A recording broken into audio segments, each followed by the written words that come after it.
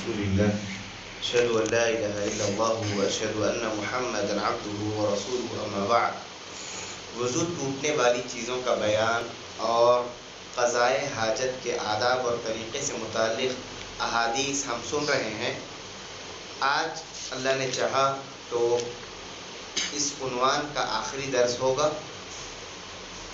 سب سے پہلی حدیث حضرت ابو ہریرہ رضی اللہ تعالیٰ عنہ سے مروی ہے. وہ کہتے ہیں ان رسول اللہ صلی اللہ علیہ وسلم نہا ان نستنجی بعظم او روث وقال انہما لا یطہران. حضرت ابو ہریرہ رضی اللہ تعالیٰ فرماتے ہیں کہ پیارے نبی صلی اللہ علیہ وسلم نے منع کیا اس بات سے کہ ہم ہڈی اور گوبر وغیرہ سے طہارت حاصل کریں، اور کہا کہ یہ دونوں چیزیں ایسی ہیں یہ پاک نہیں کر سکتی. تو پاکی کے لیے انسان ہڈی اور گوبر کا استعمال نہیں کر سکتا، اور ہڈی اس وجہ سے بھی نہیں کر سکتا کیونکہ وہ جنات کی اللہ نے غذا بنائی ہے. دوسری حدیث حضرت ابو ہریرہ رضی اللہ عنہ سے مروی ہے. کہتے ہیں اللہ کے نبی صلی اللہ علیہ وسلم نے فرمایا استنزہوا من البول، کہ پیشاب کے چھینٹوں سے بچو. فإن عامة عذاب القبر منه، کیونکہ عام طور پہ عمومی طور پہ عذاب قبر مسلمانوں کو مومنوں کو پیشاب کے چھینٹوں سے نہ بچنے کی وجہ سے ہی ہوتا ہے. ادارِ قطنی کی روایت ہے. اسی طرح امام حاکم نے ایک اور روایت نقل کی ہے جس میں الفاظ یہ ہیں کہ اکثر عذاب القبر من البول، کہ اکثر مومنوں کو یا مسلمانوں کا عذاب قبر جو ہوگا وہ پیشاب کے چھینٹوں سے نہ بچنے کی وجہ سے ہوگا.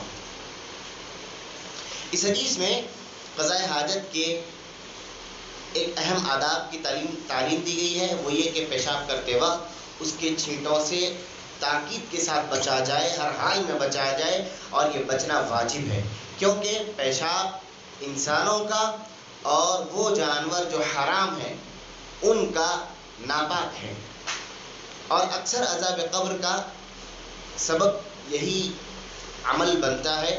لہذا مومنوں سے متعلق یہ بات ہے، کافر اور مشرک کو تو عذاب ہوگا ہی قبر میں، لیکن مومنین اور مسلمان جو پیشاب کے چھینٹوں میں لاپرواہی برتتے ہیں ان کو بھی اس عذاب کا وہ بھی شکار ہوں گے.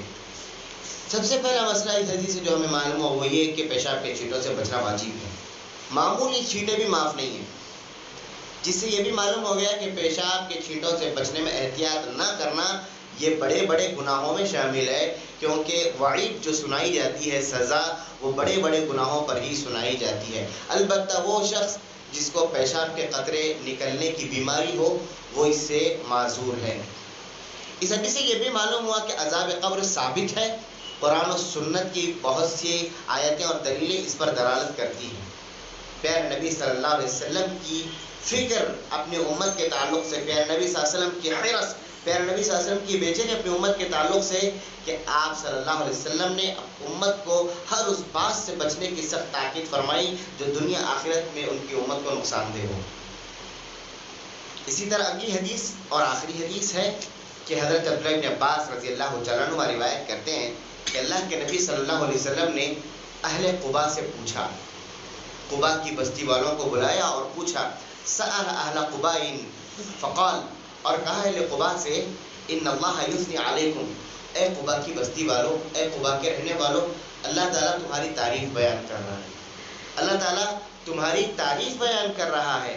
آخر تمہارا کیا عمل ہے جس کی وجہ سے اللہ تعالیٰ تمہاری تعریف کر رہا ہے؟ اور تمہاری تعریف میں اللہ نے قرآن مجید میں آیتیں نازل کی ہیں آسمان سے. فقالوا، قباء والوں نے کہا کہ ہمارا کوئی خاص عمل تو ہے نہیں، البتہ جہاں تک پاکی کے معاملے میں اگر اللہ ہماری تعریف بیان کر رہا ہے، نبی صلی اللہ علیہ وسلم نے کہا تھا کہ پاکی کے سلسلے میں اللہ تمہاری تعریف بیان کر، تو قباء والوں نے کہا کہ انا نتبع الحجارۃ الماء، کہ ہم قضائے حاجت کے بعد پانی استعمال کرنے سے پہلے، پانی سے طہارت لینے سے پہلے مٹی کے ڈیلوں سے پہلے طہارت لیتے ہیں اور پھر اس کے بعد پانی استعمال کرتے ہیں پاکی اور صفائی میں. تو اللہ تعالیٰ نے قرآن مجید سورہ توبہ میں آیت نازل کی کہ لمسجد اسس علی التقوی من اول یوم، سب سے پہلی مسجد جو روئے زمین پر بنائی گئی وہ مسجد سب سے پاک دلوں والوں کی طرف سے بنائی گئی مسجد ہے، یعنی مسجد قباء. نبی صلی اللہ علیہ وسلم مکے سے ہجرت کر کے آ رہے تھے تو قباء میں پڑاؤ فرمایا تھا آپ نے، اور مدینہ میں داخل ہونے سے پہلے آپ نے مسجد قباء کی تعمیر فرمائی تھی. تو اللہ نے کہا کہ یہ ان لوگوں نے بنائی ہے جن کے دل پاک ہے. فی رجال، اس بستی میں ایسے لوگ رہتے ہیں یحبون ان یتطہروا، کہ وہ پاک رہنا پسند کرتے ہیں، ان کی پاکی بہت اعلیٰ درجے کی ہے. واللہ یحب المطہرین، اور یہ بات بھی یاد رکھو کہ اللہ تعالیٰ پاک رہنے والوں کو بہت پسند کرتا ہے. طاہر لوگوں کو پاک لوگوں کو اللہ بہت پسند کرتا ہے. تو وہ پاک تھے دل کے اعتبار سے، عمل کے اعتبار سے، اور قابل ذکر جو ان کی پاکی تھی وہ کیا تھی کہ جب وہ قضاء حاجت کو جاتے تو پانی استعمال کرنے سے پہلے مٹی کے ڈھیلے یا کوئی چیز استعمال کرتے تھے. لہٰذا یہ افضل ہے کہ آدمی پانی سے پہلے کوئی چیز استعمال کرے. اس حدیث سے کا مسئلہ ہمیں معلوم ہوتا ہے وہ یہ کہ استنجا کرنے میں ڈھیلوں اور پانی دونوں کے استعمال کو جمع کرنا یہ افضل ہے، اور پانی پر اقتصار کرنا بھی افضل ہے. اور اگر دونوں میں سے کسی ایک پر ہی اکتفا کرنا ہو تو پانی پر اکتفا کر سکتے ہیں، کیونکہ پانی اصل چیز ہے طہارت حاصل کرنے کے لیے. صرف ڈھیلوں سے اگر کوئی طہارت حاصل کر رہا ہے تو وہ حالت مجبوری ہے، ورنہ افضل یہ ہوگا کہ پانی اور ڈھیلے دونوں استعمال کریں، یا پانی استعمال کریں تو یہ بھی افضل ہوگا. نبی کریم صلی اللہ علیہ وسلم عالم الغیب نہیں تھے، اس حدیث سے مسئلہ معلوم ہوا. اسی لیے آپ صلی اللہ علیہ وسلم نے ان حضرات کو بلایا اور پوچھا کہ پاکی میں تمہارا ایسا کون سا عمل ہے جس کی اللہ تعریف بیان کر رہا ہے.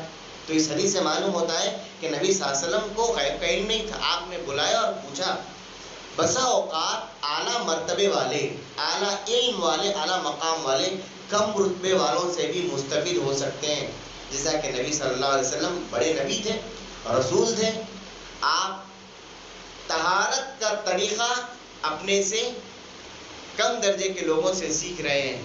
اللہ کے نبی صلی اللہ علیہ وسلم کو بعد میں معلوم ہوا یہ انداز طہارت، یہ انداز پاکی بعد میں پتہ چلا اہل قباء کے بتانے کے بعد. اسی طرح اللہ تعالیٰ نے پہلی مسجد جو بنی مسجد قباء، اس کے تعلق سے فرمایا کہ اس کو بنانے والے پاکیزہ لوگ ہیں اور تقوی کی بنیاد پر یہ مسجد کھڑی کی گئی ہے. طہارت کے اس میں 3 طریقے بتلائے گئے ہیں: پانی اور مٹی کے ڈھیلے استعمال کرنا، پہلے مٹی کے ڈھیلے پھر پانی، اور دوسرا طریقہ صرف پانی استعمال کرنا، تیسرا طریقہ صرف ڈھیلے استعمال کرنا. پہلے 2 طریقے افضل ہیں، تیسرا طریقہ بحالت مجبوری. اللہ تبارک و تعالی ہم تمام کو شریعت کے مطابق زندگی گزارنے کی توفیق